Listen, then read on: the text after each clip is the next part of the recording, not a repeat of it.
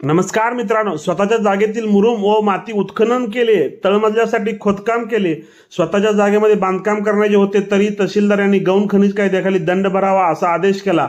त्या आदेशाला मुंबई उच्च न्यायालयाने चॅलेंज केले आहे. त्यावेळी मुंबई उच्च न्यायालयाने PSC पॅसिफिक रजिस्टर फॉर्मर विरुद्ध महाराष्ट्र सरकार या केसमध्ये 9 डिसेंबर 2021 मध्ये असा आदेश पारित केलेला आहे की एखाद्या व्यक्तीने घरात बांधकामासाठी स्वतःच्या जागेमध्ये उत्खनन केले, त्यातील मुरुम माती काढून त्याचा वापर स्वतःच्या मिळकतीमध्ये बांधकामासाठी केला, गौण खनिज हे कोठेही वाहतूक केलेले नाही, त्यामुळे तहसीलदार यांना महाराष्ट्र जमीन महसूल अधिनियमाखाली कोणत्याही प्रकारची रॉयल्टी भरली नाही म्हणून दंड आकारण्याचा अधिकार नाही असा निर्णय देऊन तहसीलदार यांचा आदेश रद्द केलेला आहे. अशाच प्रकारचे नवनवीन व्हिडिओ ऐकण्यासाठी कोर्ट कचेरी या यूट्यूब चॅनलला सबस्क्राईब करा व या व्हिडिओला जास्तीत जास्त शेअर करा.